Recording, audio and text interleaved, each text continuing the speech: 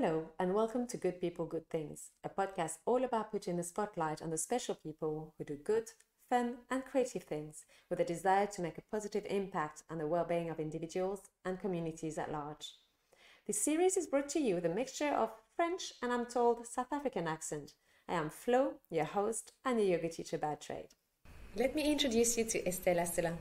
Originally from Tours in France, Estelle grew up with a vivid imagination. She loved pretending being a prehistoric woman, dressing up and creating stories. She did eventually leave her fictional cave world, though, and got herself an MA in English. She then worked in a theatre company based in Tours for a little while, before picking up her studies again, which is when we met. A friendship was born. Estelle and I were in our 20s when we embarked on a translation and subtitling degree in the Parisian University of Nanterre, and years later, and a few years apart, we eventually both found our way to London. If Estelle initially started working in subtitling, she added extra strings to her bow. Estelle trained as an integrative counsellor, as well as a nature and forest therapy guide. She has a private counselling practice in King's Cross and offers both private and public forest bathing experiences in London. As a person, Estelle is kind, fun, sociable, wise, extremely thoughtful, and a great listener. Her light shines bright. You have understood it. I really love this girl, and I'm thrilled to have her talk to us on Good People, Good Things. Estelle, thank you for coming in person and for being my guest today. Well, thank you for having me. My first thing I wanted to mention is that for people who head to your website, and the website is called The Connective Space, and you have the detail as always in the caption that I leave for every podcast. So when people head to your website, they're greeted by a beautiful and powerful quote by Carl Jung. And the quote is as follows. It says, "The shoe that fits one person pinches another. There is no recipe for living that suits all cases." Do you remember when you came across that quote and what made you choose it specifically to be the first thing people read on your website? So I don't remember actually when and how and where I came across that quote. But what I like about that quote is first that it's a metaphor, and I love metaphors because I think they speak to us in a more vivid way, and in that metaphor, and I think that metaphor also has a little bit of maybe it's just me seeing that, but it's also a bit humorous.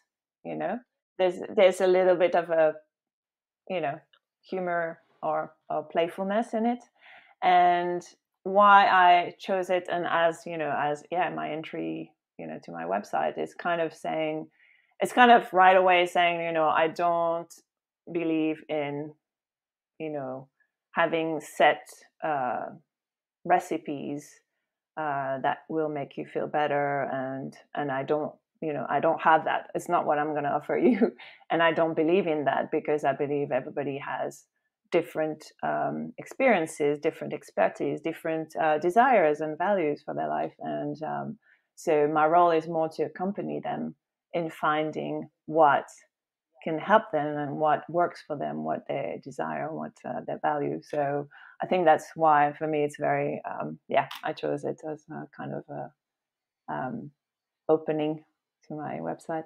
And I think also it's this idea of complexity. Life is complex, we are complex, and we cannot reduce ourselves to just one thing or just one and in that particular matter, okay, so you have that problem, well, you're going to do that and then it's going to sort your problem. No, it doesn't work like that, unfortunately. Or I don't know if it's unfortunate, but it doesn't work like that for sure. There's one question actually I wanted to ask you more in your capacity of being a counselor, and it was about the fact that you have an interest in working with people who have, I'm going to say any issues, I don't like the term, but any issues surrounding mixed heritage and culture. Yeah. Is it can you tell us, what do you think you're so drawn towards the subject of identity? Yeah, I think so. When people hear, of course, when they read on my website, mixed heritage and culture, usually you associate that with different ethnicities, let's say, mixed ethnicities, which is definitely an interest of mine, and I am also from a mixed background, but my interest is wider than that. I would say it's more about really what I call actually is what I call the in between spaces, the in between. So it can be also someone who, I don't know, is from a working class background, and then through their life they moved on to the middle class. So that's also being in a mixed culture, because how do they navigate that? Absolutely. And or even like I was saying last time, the fact that we are both French but we live in the UK, we are also in this kind of mixed culture. And I think I'm very drawn to it because all my life I have been very much in between, in various different ways. And so I think that's something that I have experienced. So I know the difficulties, but I know also the maybe what's what can be also enriching about it. And I think also why I am drawn to that, to kind of maybe protect these in between spaces or promote these in between spaces, is because we live in a society that doesn't deal with in between spaces very well at the moment, and it's very much about putting people in a box after box after box after box. And I think actually to kind of maybe let people express their complexities and their and find what it is about for them that is meaningful, and what it is that is what does their in between space look like, or their in between identity look like for them. So I think that's why I'm drawn to that. It's deep chat Yeah, there. Maybe yeah. we'll have a bonus at some Yeah. point. But yeah, it's wonderful work. So thank you for helping some of us tackle that, because it's identity is something we need to sometimes grow into, I think, and be more comfortable with. And also, an identity is something that is constantly evolving. There's no such thing as a set identity, which is another thing that we are kind of made to believe. We're constantly evolving. There's no set thing. So it's also kind of accepting that we might change and evolve. Prior to the start of the pandemic, you were providing ecotherapy, integrating people's relationship with nature during your sessions, and you had already started to take your counselling practice outdoors. So that way, when restrictions were put into place, you were already sort of one step ahead of the rest of us. What are the pros and cons of this less formal setup? So I would say, so with for anyone that would consider that, or actually anyone that would consider any type of therapy, first you do kind of an initial appointment where it kind of assess what the person, what is the person's issues and struggles in their lives, and what might support them at that moment. So I would say that that's the same for working outdoors. I wouldn't say, okay, so anyone, anytime. So there's a first assessment whether it's the right thing for that person at that moment. But the pros are definitely that the first thing is, obviously you're in an environment that you share both, rather than the clients or coming to a space that is associated as the therapist space. So that's already a big difference, is that you come to an environment that you both share, and so it can create a kind of a change in power dynamics in a way, because you share that space. Yeah. And you might also decide together, which route, or what are you gonna. Obviously, I let my clients lead more, but sometimes with the weather also you might decide, okay, so now it's really starting to rain a lot, what should we do? So there's a bit more of a sense of shared space and shared decision. And also, because you're in nature and the rest of nature, the other than human world, becomes an active presence with us, with the therapy. So it can be also it can lead to metaphors, or it can also be an intermediary between the client and the therapist as a way of communicating through the rest of nature, or the rest of nature helping that. And it's a dynamic space, nature also. So that means that, you know, things go slow and fast, and it's unpredictable. So sometimes it might rain, and sometimes it might be sunny, and you might be feeling, you know. So that also can be very helpful for therapy, because it's kind of almost representative of, you know, what's going on in your life. You know, how do you react when suddenly things, rain? If you associate rain with something maybe unpleasant, so how do you react in your life with something unpleasant? And so that's that kind of help, I guess, people to relax the and to live with the uncertainty of things, because when you're outside, there's a sense of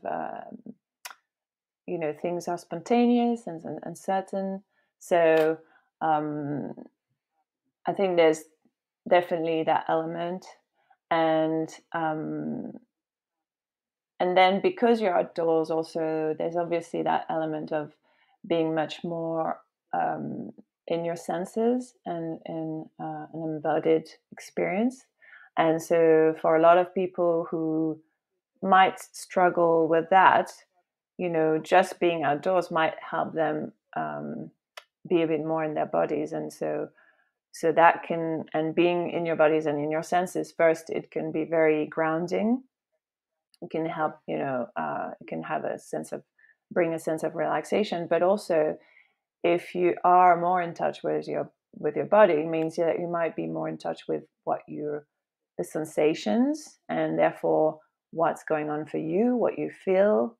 So sometimes people start noticing a bit more, I'm actually feeling a bit stressed or anxious right now, when before maybe they hadn't noticed as much, because maybe they hadn't been so much in touch with what's going on in their bodies and their sensations. And obviously there's the all the healing benefits of being in nature, that, there's been lots of articles about that, so I don't want to say too much, but obviously Have a load. yeah, so that it No. reduces your stress and your blood pressure, and it can help restore your cognitive functions also. So Yes. so, and boost your immune system, and all these things. So like you said, there's a lot, and I guess it's also probably on the back of the pandemic, probably because people were spending too much time indoors. When I know quite a few like around me, like for me, I was more looking after the kids. I could teach yoga here and there, but I know for neighbors, for my husband, and so many other people, when the pandemic started, it was a bit of a panic mode for everyone, and they wouldn't go out for a few days back to back, not stepping outside at all, because then it would be dark, because it was at the time, it was March, but like past 9 o'clock is dark, which actually my husband started to do. He started to go out for walks during the night, really, and actually saying quite a few people doing the same, because that's the only time they felt they could do it. But yeah, the importance, so they wouldn't benefit from the low angle lights, but still having a bit of a walk outside, because you start to feel really weird when you're indoors. It's not our natural state at all. Yeah, and I think that's the other thing also, is that when with eco-psychotherapy, outdoor therapy, nature therapy, and I mean, not every therapist work that way, but it's also kind of reintroducing a little bit the undomesticated side of people, and kind of also helping people reconnect to the rest of nature and to their place in the living world. So because it's a fact, we can't, as much as we've been made to believe we are separate, we're not separated. And that separation can create actually some struggles for people. And so when you reconnect to that sense of being part of that bigger thing, it can be very healing also. And nature and the rest of nature can become like almost like a lifelong relationship that you can have, just like you would have maybe a lifelong friend. Absolutely. There's a beautiful Yeah. it's something that occurred. I think it was a therapist, I can't remember her name now, but when you were talking about nature being able to create a connection between therapist and patient, you had this anecdote of the spider.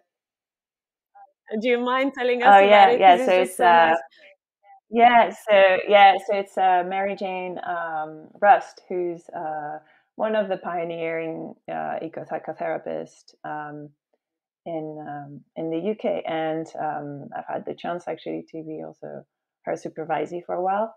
And she often tells that story, and it's in one of her book, about she was with a client, and they were outdoors, and there was this moment where maybe things were getting a bit, maybe possibly difficult for the client, and there was this silence, and there was a feeling that they were starting to, the relationship between the client and Mary Jane was starting to feel almost a bit not disconnected, but there was something, a problem, difficulty to connect. And so there was this silence, and during the silence, suddenly they both realized and looked and noticed that there was a tiny spider that was threading a spider thread. I don't know how you call it. Between their, I think maybe their two legs, or between their two bodies, and kind of linking them together.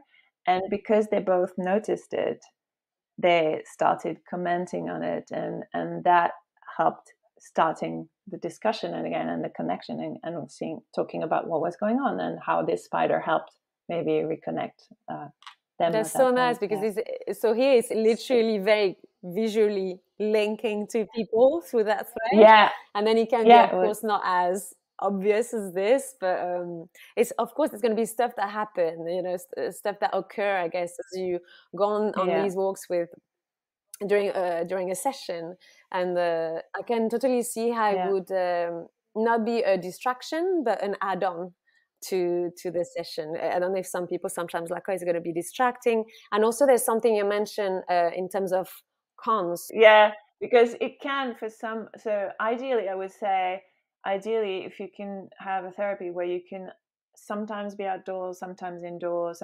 it's probably the best, because sometimes, yes, it's not the right place to be outside. You don't feel what you have to discuss, feel maybe you need a space where you want to be a bit more contained, or not distracted, because sometimes people, they are at a moment where in their life where maybe, yeah, being outdoors will be feeling too distracting. So I think that's important, not to, yeah, to always check with the client. And I had a client recently who, after a while, he was like, I think I need to go back in the room, and because I feel I am getting too distracted outside. And we went back in the room. So so I think that's always an important thing to keep in mind. And the cons, I would say, so there's obviously a lot of practical matters when you're outdoors. So often it's more time consuming, because getting to the place and walking, and it's during daytime. It can't be in the evening. And you have also, because you're outdoors and under different weathers, obviously you have to dress appropriately, and you might be wet, you might be muddy, so if you, I don't know, if you plan to go somewhere else after, that's, there's all these little practicalities. Um, and then, yeah, for some clients, so it cannot feel maybe safe. Some clients don't necessarily have have um, a good enough relationship with nature yet, so they might feel a bit, um, not too sure. Even though in London, I'm in parks, so it's a bit more A bit more about an tamed, environment that is, yes. yeah, exactly. So it's less threatening, I would say. Um, and then also there's the big elements of, obviously when you're outdoors, confidentiality is going to be a Yes. bit different, because especially in a space like London, where it's very rare that we can be 100% just the two of us. So you have to kind of discuss that with your client and check with them, how do they feel about the fact that, some people passing by might overhear, maybe one sentence of what they're saying, and or what should we do if, someone is passing, or what should we do if we bump into someone we know, either me or the client. So there's all these elements, so that needs to be discussed beforehand. And how do they feel about animals? Maybe some people are afraid of dogs, and at the moment, London is there's more dogs than Londoners. So so you need to discuss all. I think the main thing is, prior to going outside, is discussing as much as you can with your clients to anticipate what could happen, because even though it will never happen the way you've discussed it, you still have, at least you have thought a little bit about it, so you can and then when it happens, you might have to rediscuss it again, because maybe it didn't happen the way you anticipated it. But that's also interesting for the work itself. Yeah, she stays really adaptable, and just like, at least you have options. It's just more options available, and it's not just okay, we do just that, and we're not just outdoor sessions, and we don't come back inside. It's just very fluid, which is lovely, actually. So yeah, I'm gonna take you now on the path we talked about. I guess everything is linked. It's like counselling, Yeah. forest guide, etc. But could you talk to us a little bit more specifically about forest bathing? So I always mispronounce that, and forest therapy. What are they respectively? Where do they come from? And what is their respective aim? Forest bathing and forest therapy. Yeah, so there's a tendency at the moment, and more particularly, I think, in Europe, of differentiating forest bathing and forest therapy. But overall, it's not particularly regulated yet at all. And so they can be very much interchangeable. In my case, I interchange them.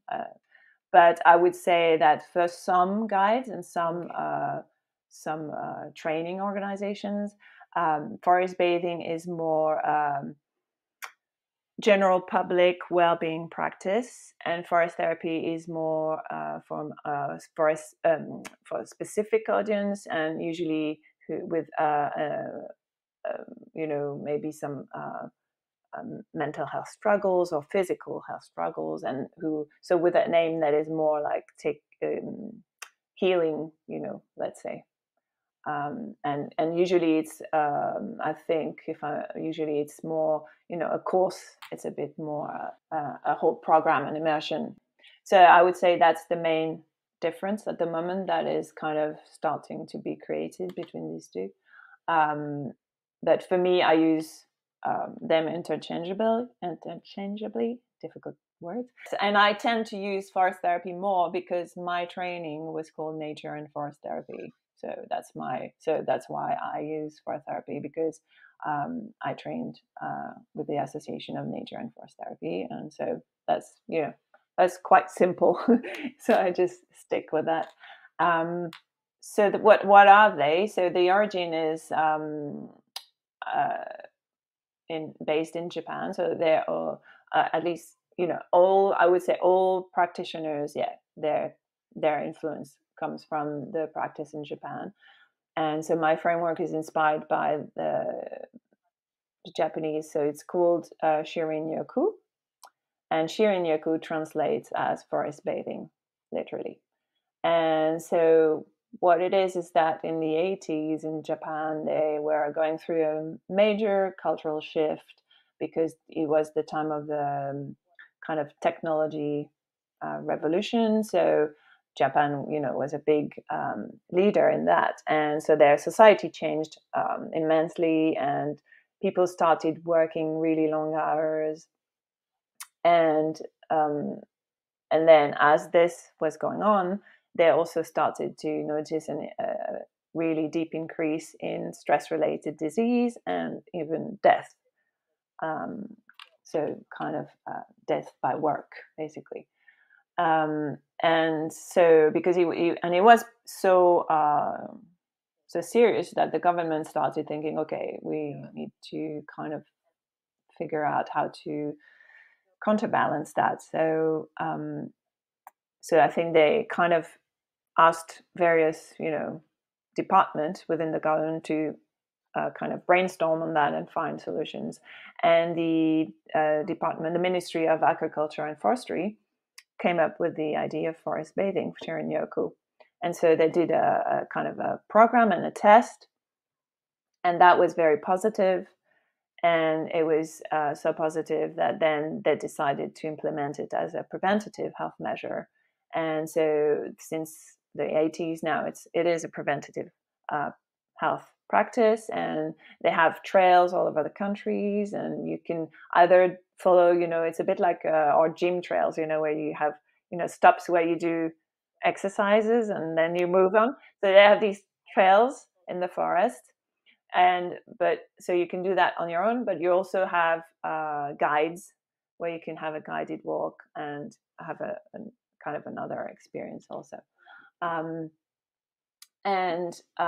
So what they found was I would say the two main things that they found initially was that the stress hormone, the cortisol levels, were reduced very importantly, and they also found how the trees emit phytoncides, and these phytoncides help the trees. So usually when the trees are attacked by a bacteria or fungus, they start emitting these phytoncides as a way to fight back and to kind of, destroy this fungus and bacteria and to keep healthy. And because we've evolved with the trees, because our bodies have evolved with all the rest of nature, when we are kind of breathing in or getting this phytoncide through our skin, what happens is that our body develops more white cells, which are called NK cells, natural killer cells. And these cells actually do the same for us than what the phytoncides do for the trees, which is that they go and fight the tumors and fight viruses and stuff. So it boosts our immune system. So that was the two major things that initially they found from Shirin-Yoku. And then obviously since then there've been much more research. And so that's I would say the foundation of forest bathing, forest therapy, is this Japanese practice. But then obviously it's been developed and in different ways. So my framework has that inspiration of the Shirin-Yoku practice, but there's also an added element of more eco-psychology and deep nature connection. So a more, I would say, the relational part. So how it helps people also not only get the benefits of being in nature and the healing benefits of being in nature, but also it helps people reconnect to themselves, to the rest of nature, and also to each other, which is a very important element for me. So that's why I only lead group walk and not just one-on-one forest bathing.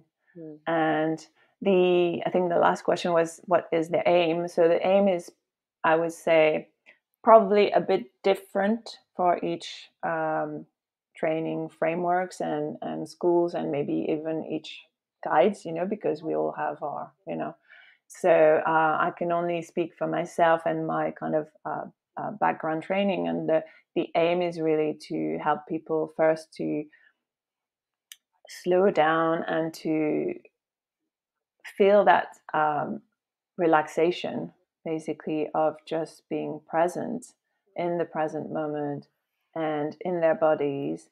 And also that reconnection element is a big one. So reconnecting to each other, to the rest of nature, and to themselves. You often hear people like, I just, because it's the start of school, so it's early September, saying other parents, etc., and just saying, it was so good to get out of London. Not that there are not green spaces in London that we enjoy, but for some of them, it's like they go home and, their parents themselves live in a little village and it's so quiet and it's nature and there's nothing much around. You have to go to the next, it's just like this, feeling that exactly like And even people saying that other people commented on how they looked, that they looked really relaxed. And it's exactly that, just having, it's the time also spent, it's usually like 2 weeks or more, so that helps. But also, you don't realize how much you need it sometimes until you are in a quieter space, surrounded by greenery or some kind of nature. So yeah, we need it, and sometimes we forget how much. Because we, which is also a good thing in a way, because it's about survival. So we adapt. So if you're in a stressful environment, you adapt to it, and you then might not notice, how maybe there are microaggressions every day, and you fight back. And then if you're, suddenly in a space where you can relax, and then you might notice, oh, actually, yeah, it's nice to relax, and so. And I think it's really also about being present. I think forest therapy, it's like really, really, and I think that's one of the comments I get often. One of there are, comments from people, from participants that, I get regularly. And that one is one that is very recurrent, that people say, I've never ever felt so present in my life. And so it's really about just being present and noticing, and not thinking about what's the next thing, what's the next goal, where the next, Yes. or and it's hard when you find yourself in this society, and I guess especially when you find yourself in bigger cities, because there's almost the need, but the motto is very emphasized to just be successful, and generally requires long hours, hard work, and sacrifices, etc. I mean, that's generally the language that is used. And sometimes, like, not to say you can't be successful and have like a love for your work and finding flexible hours and still do some of the other things that you love, but it's just to have balance, all this grown-up thing, and yeah, achieving balance between our health and our interests and work. And there's also this idea that you have to always do something. Yeah, true. And so a lot of people, they might want and desire to not do anything, but they find it really difficult. They find it find it stressful almost initially not to do anything, or they feel guilty. Yeah, there's a lot of people who feel guilty of just not doing anything, and but that's also very necessary for restoring our bodies and mind, to actually just rest, be present, daydream. All these things are not useless. if you don't have the time, you can't see anything else than what you're in.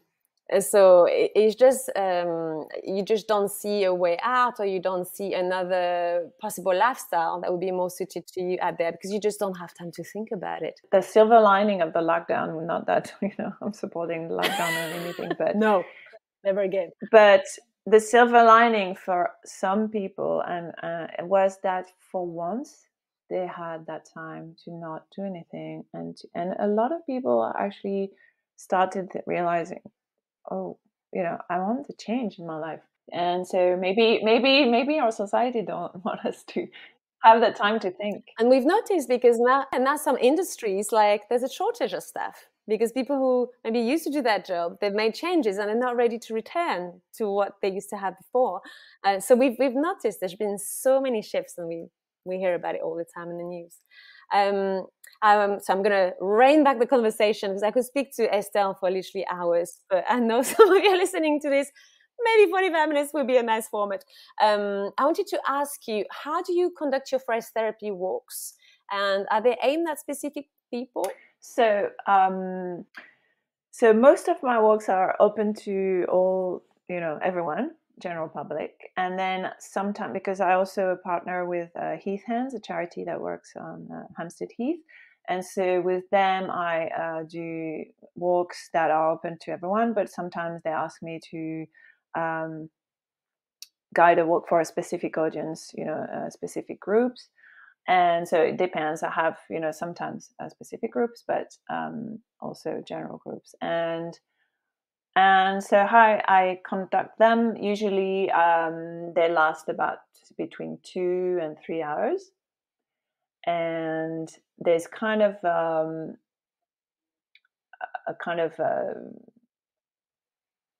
standard sequence, let's say, but also within that standard sequence, there's a lot of parts that can change. But it's kind of, it helps people first. There's a first part that help people really drop into their bodies and their senses.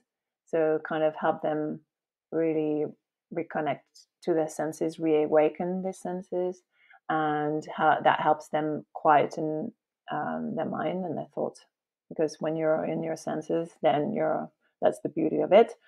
You don't have to do anything. If you do anything sensory, your thoughts are going to calm down. So it helps them to start being a bit more grounded, more present, and in their senses. And then there's a part that helps them even more to slow down, which can be challenging for people because we're not used to go slow. So that's kind of natural if it's challenging. and the more you do it, the less it will be obviously challenging. But again, that part often I anticipate more that it's going to be a challenge for people. And sometimes, often it is, but often also some people tell me, oh, I love this and I could have done that for much longer. And I realize how much I never do that and how I enjoy it. So, you can have both. And then there's a part where it's more invitations around more interacting with the rest of nature, or and also interacting with the rest of the group. And then we have an ending, which is around the sharing of a tea together, which is usually made with a plant that you can find also on the place where we guide. And so that you make yourself, right? You make your own blend? Yes. Yeah. It's nice touch. And then the main big so also two big elements. So when I mention invitation, so we call them invitation and not activities in my in the way I practice, because it's to emphasize the fact that I will give kind of an activity to people, but it's more a suggestion. It's more interpret it the way you want, and it's not so there's no right or wrong. So it's very open for people to feel what feels right for them at that time, in that moment, and what they're drawn to do. And then after each invitation, we gather also to share about our experience together, and we do that in a particular way where it's very much about really a true and deep listening of each other. And that's also a part that is quite I think a lot of people enjoy also in probably unexpected way, because it's a different way of talking to each other, or non-talking actually, of listening and talking. But so I would say that's the main. So it's kind of a with different steps within the walk that kind of help people take. It's almost like I take them on a journey. I like to say, like, I take them on a journey. So you start and you kind of slowly leave. It's almost like you have a coat, like the domesticated coat, and and you slowly remove that coat and kind of explore and be playful and curious, and without expectation, and you just experience something, and then slowly you go back to where the cloakroom was, and that you might have to wear a little bit that coat again, because that coat can be useful also, so. And actually, you were saying to me, like, I don't know, I called it maybe in a bit of a wrong way, because I called it forest therapy walk. But you were saying there's actually not that much walking. Oh yeah, that's a big element that I need to clarify. There's actually barely any walking in a forest therapy walk. So sometimes that's why I tend to call them forest therapy or forest bathing experience. Yes. Because you can walk, like, usually you walk less than a mile. It's not about, because really, like I was saying, forest bathing is about being here. It's not about going there or achieving something, expecting an outcome. It's just about being here and experiencing noticing what you're experiencing and what comes out of it. Are you a forager? And as foraging sometimes features in your, I'm going to keep calling them walks for ease, but in the forest bathing. So I'm a little bit forager, just with certain plants that I have, studied and I know for sure. You can eat. Yeah, and yes, people, careful with foraging. But I don't, in London, I tend to not forage in London much because obviously it's, most places are either, it would destroy, if everybody starts foraging, then it might destroy the ecosystem. And also a lot of places might be by the road or with pesticide, you're 100% sure. So sometimes I forage more, if I go in the countryside or where I know that it's going to be okay to do it. And so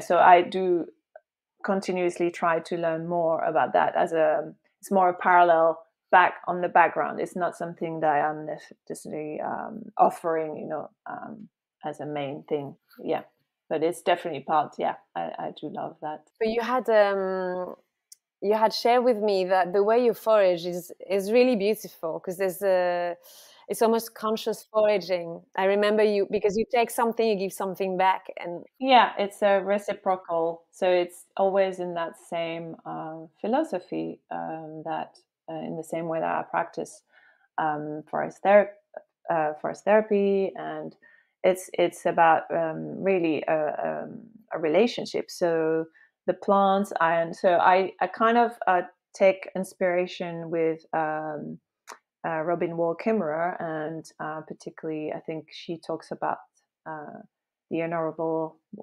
harvest in braiding sweetgrass. So a lot of people who are in nature connection, or she's a big figure, and she's definitely a big influence of how I practice either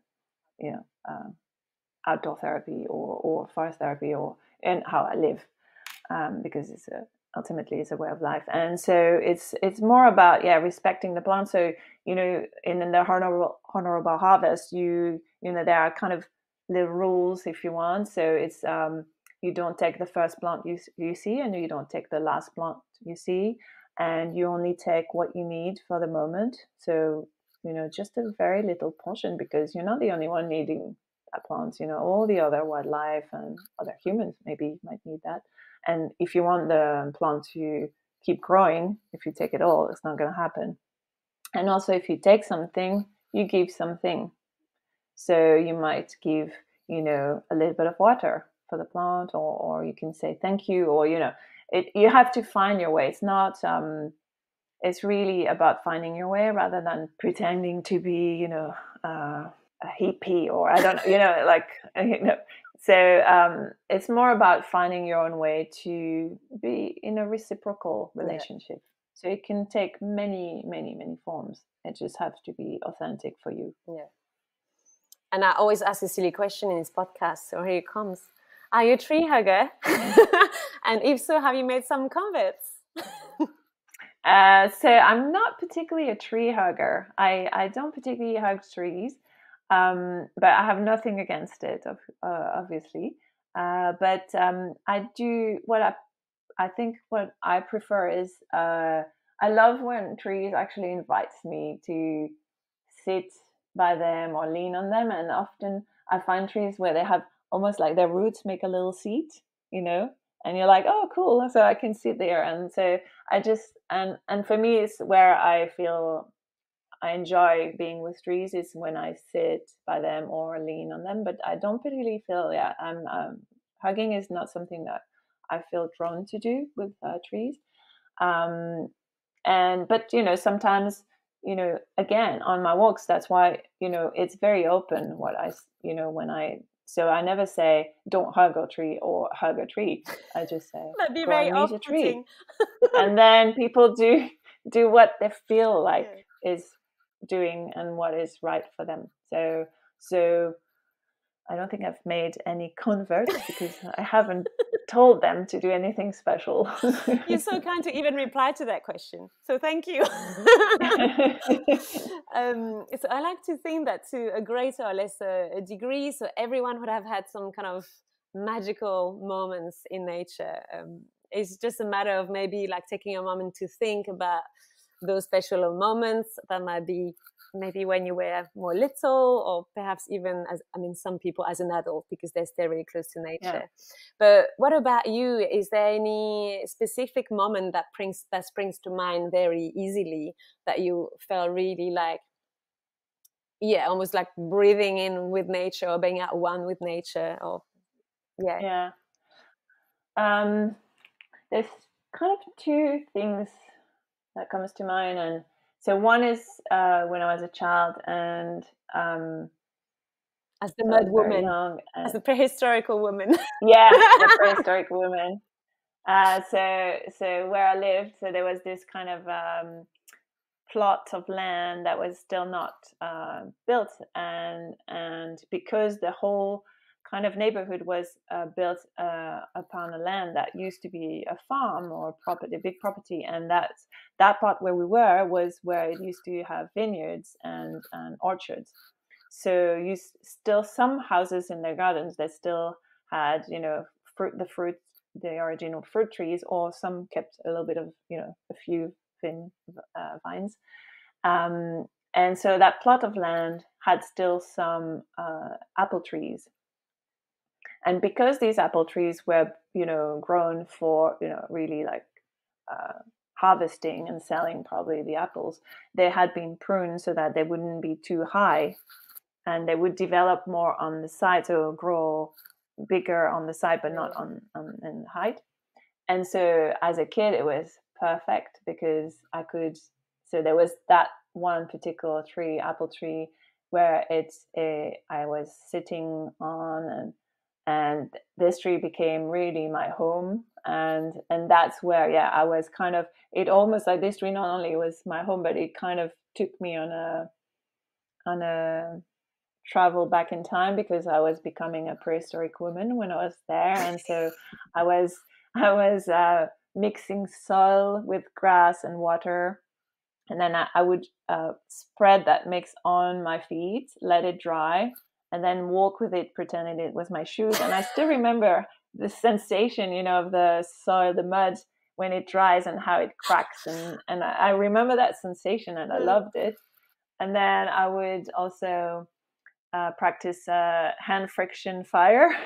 So I would take 2 pieces of wood and do the hand friction. Hopefully you never managed. I didn't manage, but I do remember the smell that I was starting to get there. And so again, I remember that smell of, you know, ooh, I'm making fire, and I remember particularly in the summer nights, you know, evenings where, you know, in France, you know, daylight is like 10:30, and I was sitting in the tree and looking at the kind of the evening, and just being there and daydreaming and being in my own little world, and completely, a second home. It was my second home. Estelle, thank you so much. Thank you. Merci beaucoup. It's been such a pleasure to have discussion with you today. And if you'd like to find more about Estelle, head to her website, which is estelleasselin.com, and to her Instagram account, the.connective.space. And actually, Estelle has an event coming up on the 24th of September, which is a Saturday, in Epping Forest between 4 to 7 to catch that beautiful light just before dusk. Thank you so much for listening. Bye for now, and have a good day.